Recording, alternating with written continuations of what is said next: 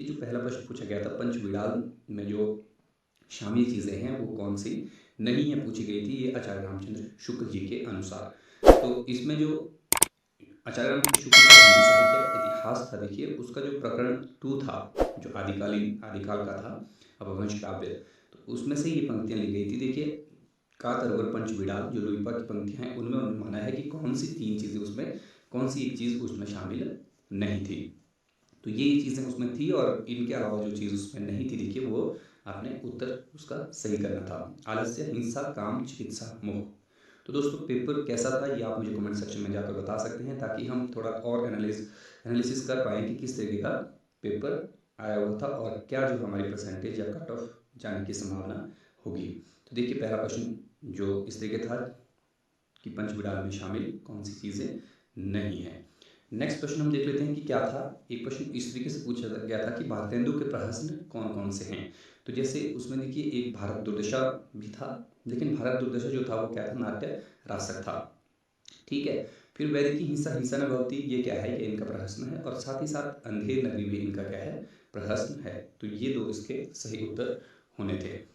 अगला देखिए, उसके बाद ही था कि बिंबवादी कौन था। तो इसमें से जो जो विकल्प थे उसमें था, जैसे जॉर्ज लुकास थे और एक और था कोई, है ना, तो वो क्या थे, वो आपके मार्क्सवादी थे। ठीक है, लेकिन जो एजरा पॉन्ड है, देखिए ये क्या है, ये बिंबवादी था। क्लियर है।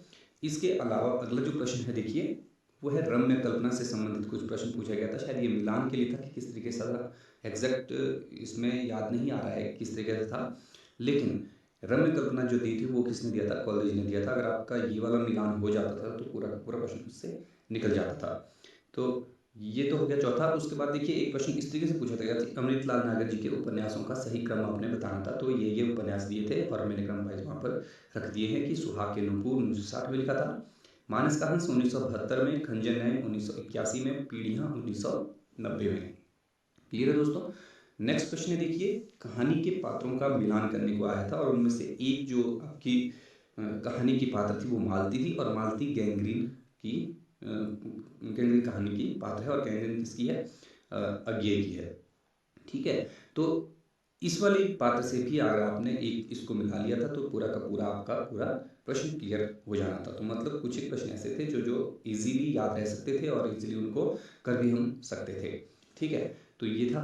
नेक्स्ट है, देखिए लोक रंगमंच आया था मिलान के लिए। शायद ये प्रश्न रिपीटेड था, क्योंकि पहले भी इस तरीके से प्रश्न कई बार एक बार पूछा गया है कि जो जो भी हमारे लोक नाट्य हैं उनको पूछा गया था। तो देखिए, इसमें सांग जो था वो हरियाणा का था, नौटंकी उत्तर प्रदेश, माच मध्य प्रदेश, और एक शायद कुछ और था। तो वो भी आप उसको देख लें कि अगर इस तरीके से आपने सही मिलान किया होगा तो आपका क्वेश्चन डेफिनेटली सही होगा। ठीक है। नेक्स्ट देखिए, फिर आता है आपका दलित जो आत्मकथाएं थी उनको क्रम से रखना था। तो सबसे पहले उसमें अपने अपने पिंजरे जो मोहनदास ने मिश्रा की थी वही आनी थी 1995 में। फिर जूठन जो ओम प्रकाश वाल्मीकि की है 1997। उसके बाद मुर्दहिया, हालांकि यहाँ पर मुर्दहिया हो गया है, इसको आप ठीक कर लीजिएगा।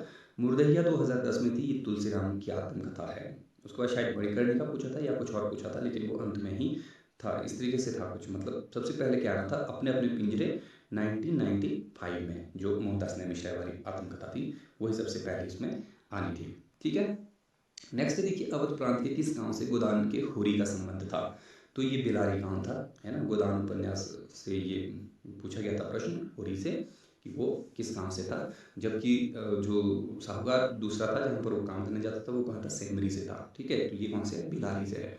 क्लियर है। नेक्स्ट देखिए, माता पिता के रिश्ते से परेशान बालक के मन को चित्रित करने वाला उपन्यास। कुछ इस तरीके से, एग्जैक्ट मैं ये नहीं कह सकता कि यही वाला प्रश्न पूछा था, लेकिन प्रश्न इस तरीके से ही पूछा गया था कि बालक के मन को चित्रित करने वाला उपन्यास जो माता पिता के रिश्ते से तनाव, मतलब इस तरीके से। तो उसका जो सही उत्तर होना था, देखिए वो आपका बंटी होना था। और ये वाला प्रश्न हमने अच्छे से डिस्कस भी किया था, और गोदान उपन्यास से भी संबंधित जो रिलेटेड प्रश्न थे वो भी हिंदी साहित्य वार्ता चैनल में हमने अच्छे से उनको पढ़ा था। ठीक है दोस्तों। उसके बाद देखिए, पत्रिकाओं का मिलान करने के लिए आया था। उसमें से जो पत्रिकाएं स्मरण रही वो हैं आनंद कादम्बिनी और समालोचक। तो ये आनंद कादम्बिनी किसकी थी, प्रेमधन की थी, और चंद्रधर शर्मा गुलेरी की क्या थी, उसमें से समालोचक थी। दो कोई और थी, अगर एक भी आपको इनमें से आ जाती तो प्रेमधन अगर आपको आ जाती तो सारा का सारा प्रश्न आपका उससे क्लियर हो रहा था। ठीक है। तो पत्रिकाओं से भी देखिए इस बार प्रश्न पूछ लिया गया था। नेक्स्ट देखिए, बोलियों और उपभाषाओं का मिलान। तो बोलियाँ और उपभाषाएँ देखिए जो हमने अपने लेक्चर में करवाई थी वही आई थी, है ना? कि जो पूर्वी हिंदी की कौन-कौन सी बोलियाँ हैं या फिर बिहारी की कौन-कौन सी हैं, राजस्थानी की पूछा था और एक शायद पश्चिमी हिंदी से भी पूछी गई थी कि कौन सी बोली इनमें से है। तो 6 में से एक थी शायद कन्नौजी या बुंदेली इनमें से थी शायद। लेकिन ये भी आपको अगर याद होती तो ये बहुत ईज़ी क्वेश्चन था कि सीधे पूछा गया था कि उनको आपने मिलान करना है बोलियों को। हमेशा ये प्रश्न पूछा जाता है। और देखिए नेक्स्ट जो प्रश्न था कि फारसी का कौन सा शब्द नहीं है। तो विकल्प थे आपके फीस, दाग, दाग था या दगा था, तो ये देख लेना है, औरत या फिर निगम। तो इनमें से थे, इनमें से कौन सा फारसी का शब्द है। तो दोस्तों आप मुझे कमेंट सेक्शन में जाकर बता सकते हैं क्योंकि इस प्रश्न के उत्तर में थोड़ा सा कन्फ्यूजन है। ठीक है, तो ये आप क्लियर कर सकते हैं अगर आप किसी को मालूम है। नेक्स्ट क्वेश्चन है देखिए 1936 में जो रचित रचनाएं, तो 4 रचनाएं पूछी गई थी, उनमें से ये बताना था हमने कि कौन सी 2 रचनाएं 1936 में रची गई हैं। तो कामायनी और राम की शक्ति पूजा, हालांकि जो अन्य थी वो उससे पहले की हैं। ठीक है, तो इसका जो सही उत्तर होना था कामायनी और राम की शक्ति पूजा। नेक्स्ट है देखिए हरिवंश राय बच्चन की जो आत्मकथाएं थी उसका जो प्रथम भाग कौन सा है कि किस शीर्षक से उन्होंने पहला जो उसका भाग का प्रकाशन किया था हरिवंश राय बच्चन जी का। तो यहाँ देखिए क्या भूलूं क्या याद करूं, यही था उनका जो पहला जो 1969 में आया था, जबकि दूसरा था नीड़ का निर्माण फिर 1970, बसेरे से दूर 1978 और दश द्वार से सोपान तक 1985। तो 4 भागों में उसको इन्होंने विभक्त इसको किया हुआ था। ठीक है, आत्मकथा को। नेक्स्ट है देखिए संसद से सड़क तक में कितने आदमियों का वर्णन है। मतलब इस तरीके से था प्रश्न कि संसद से सड़क तक में धूमिल ने कितने आदमियों को वो किया है। ठीक है, तो इसमें से 3 आदमी थे। देखा ना, वो बोलता है कि एक इंसान रोटी बेलता है, एक इंसान रोटी से रोटी खाता है ना, और एक तीसरा इंसान है जो न रोटी बेलता है न बनाता है वो खाता है। मतलब इस तरीके से कुछ मेरे देश की संसद मौन है, वो तीसरा आदमी कौन है। 3 आदमियों का इसमें क्या है जिक्र किया गया है, किसके द्वारा, सुदामा पांडे धूमिल के द्वारा। नेक्स्ट क्वेश्चन है देखिए मिलान करने के लिए आया था, ये भी जमीन पक रही है और आत्महत्या के विरुद्ध और कुछ और 2 रचनाएं और थी, मे बी किसकी ये भी याद एग्जैक्ट तरीके से नहीं हो पा रहा है, लेकिन ये भी आपको अगर एक आधी मैच हो जाती है आपकी तो वो सही निकल जाना था। जमीन पक रही थी केदारनाथ सिंह, आत्महत्या के विरुद्ध रघुवीर सहाय। तो ये वाला प्रश्न भी मिलान में पूछ लिया गया था। नेक्स्ट देखिए जिस जिस किसका उच्चारण स्थान दंत है। तो देखिए उच्चारण स्थान से बहुत सिंपल प्रश्न पूछा गया था, है ना। जो ड और हड़ थे उसमें भी क्या था, उसमें आपका मूर्धा होना था, लेकिन द और ध, तो इसके लिए देखिए हमने उच्चारण स्थान वाले भी ये भी हमने अच्छे से डिस्कस किया हुआ था। जो हमारे व्याकरण वाले लेक्चर्स थे उसमें हमने देखा है कि इनके उच्चारण स्थान क्या होते हैं, ऋतु रसनाम दंत। तो इस तरीके से आपको एक ट्रिक मैंने बताई थी कि उस तरीके से इनको याद रखते हैं। तो उसके अंतर्गत हमने ये सारी की सारी चीज़ें क्या है डिस्कस की हुई हैं। ठीक है, तो इन दोनों का उच्चारण स्थान क्या था, दंत था। नेक्स्ट देखिए क्रम से रखने को बोला गया है कि यथार्थवाद, विखंडनवाद, संरचनावाद, उत्तराधुनिकतावाद। तो इनमें से सबसे आखिर में उत्तराधुनिकतावाद ही होना था, पहले शायद आपका यथार्थवाद और उसके बाद संरचनावाद, फिर विखंडनवाद, फिर उत्तराधुनिकतावाद, इस तरीके से होना चाहिए था ये। अगर इसका कुछ और उत्तर है दोस्तों तो आप मुझे कमेंट सेक्शन में जाकर वो भी बता सकते हैं कि इनका सही क्रम किस तरीके से हो सकता है।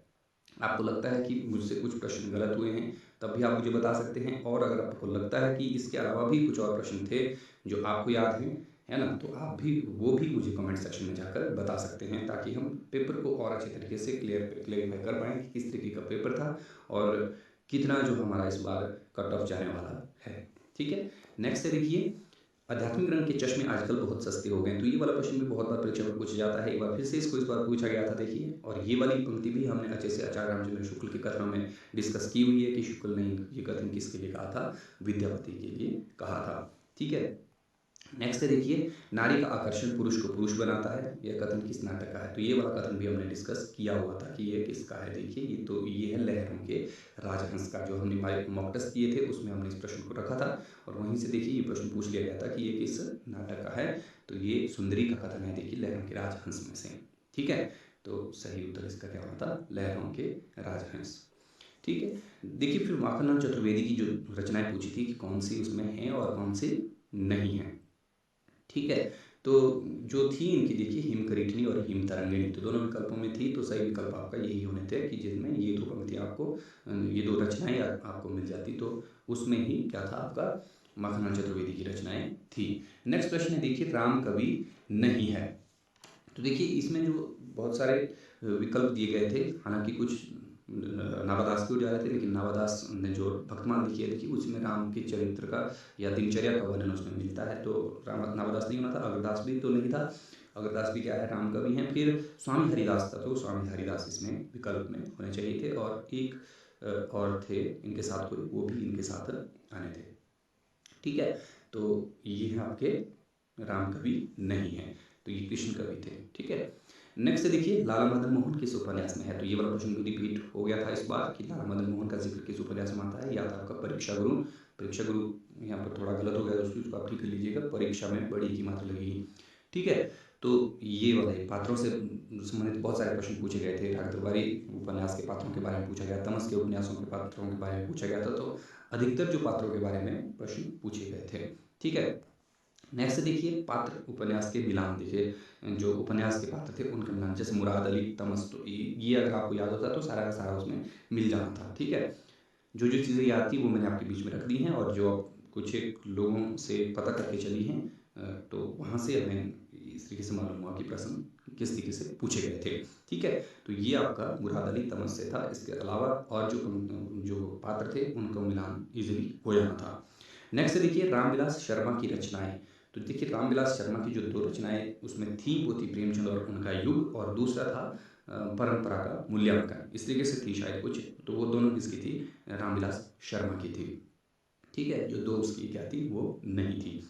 नेक्स्ट देखिए कालक्रम के अनुसार प्रश्न पूछा गया था कि इनको बिहारी मतीराम देव, और चौथा अगर तो सेनापति होगा तो सबसे पहले आएगा, अगर पद्माकर होगा तो सबसे लास्ट में आएगा, बाकी बीच का क्रम यही रहने वाला है। ठीक है, इस तरीके से एग्जैक्ट अभी प्रश्न मालूम नहीं चल रहा है कि चौथे जो कौन थे, लेकिन ये तीन इसी क्रम में रहेंगे।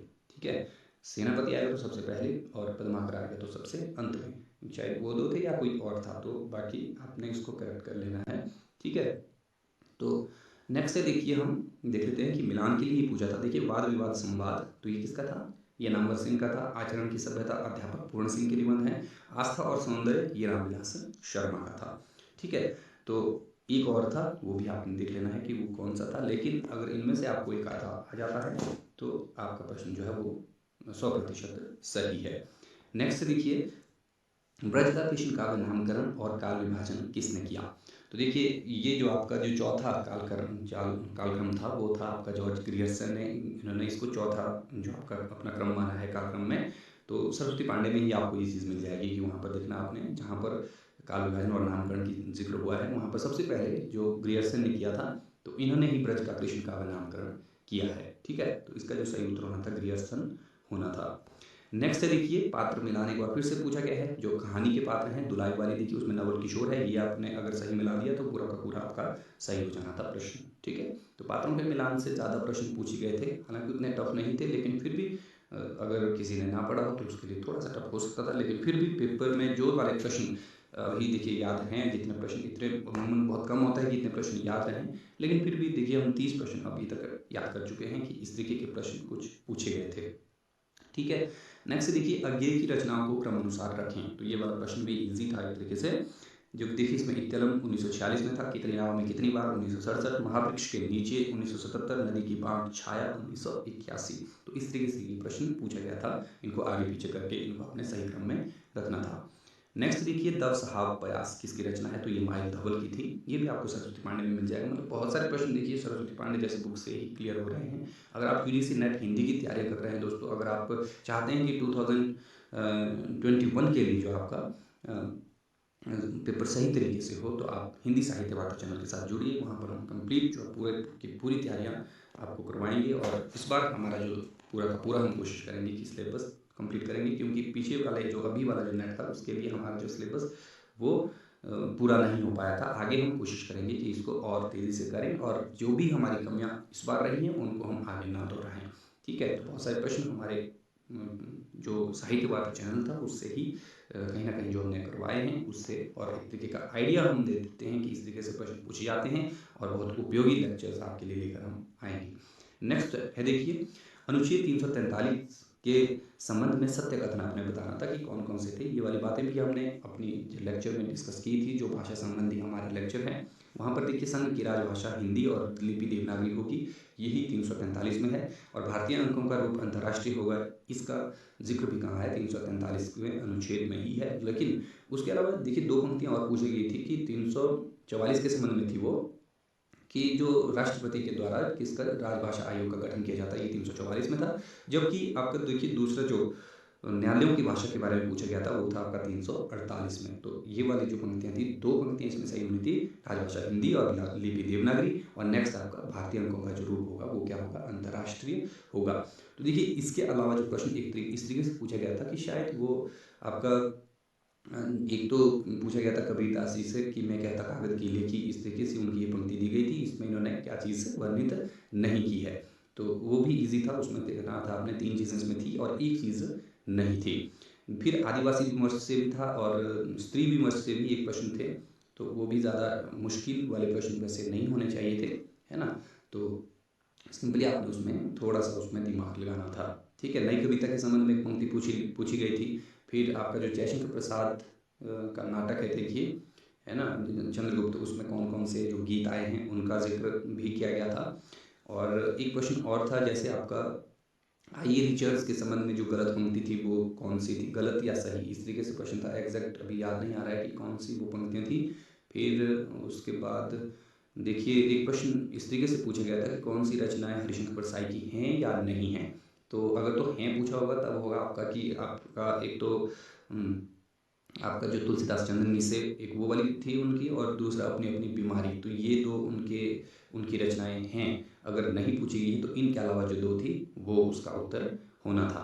तो दोस्तों इसके अलावा देखिए तो 10 प्रश्न हमारे उसके थे, कॉम्प्रिहेंशन के थे। तो वो प्रश्न मुझे लगता है कि बिल्कुल ईजी थे और उनको हर एक बच्चा आसानी से कर सकता था। लेकिन फिर भी जो परीक्षा का एक दबाव रहता है वो अगर ना हो, ठीक है, तो तब हम उस पेपर को अच्छे से कर सकते थे, अगर किसी के पास समय की कमी थी, क्योंकि पेपर में कुछ एक प्रश्न बहुत लंबे लंबे थे जिनको पढ़ने में बहुत टाइम लग रहा था, ठीक है। तो फिर भी अगर किसी ने अच्छे तरीके से रीडिंग कॉम्प्रिहेंशन को किया होगा तो लगभग लगभग 10 में से उसने कम से कम 7 या 8 प्रश्न वो ठीक करके ही उसमें आएगा, क्योंकि बहुत सारे प्रश्न मुझे ऐसा लगा कि वो बिल्कुल टू द पॉइंट पूछे गए थे, है ना।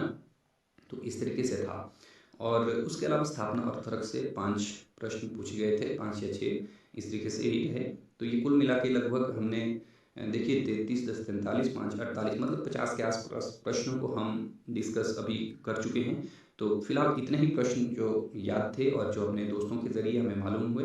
और उम्मीद करता हूँ आपको ये वीडियो पसंद आया होगा। अगर आपको लगता है कि इसके अलावा भी कुछ एक प्रश्न और थे जो आपको याद हैं तो आप कमेंट सेक्शन में जाकर मुझे बताइए। और इस बार का पेपर जो है शायद थोड़ा सा बढ़ने के आसार लग रहे हैं कि परीक्षा की जो हमारी जो कट ऑफ है वो थोड़ी सी बढ़ सकती है, लेकिन फिर भी कुछ कह नहीं सकते। ये शाम वाली जो शिफ्ट थी उसको ही हमने डिस्कस किया है। सुबह की शिफ्ट के बारे में अगर जानकारी है किसी को तो वो भी बता सकते हैं कि किस तरीके के प्रश्न उसमें रहे। और फिलहाल अभी के लिए इतना ही दोस्तों, जल्द ही आपके बीच में हाजिर होंगे, तब तक के लिए मुझे दीजिए इजाज़त। शुक्रिया।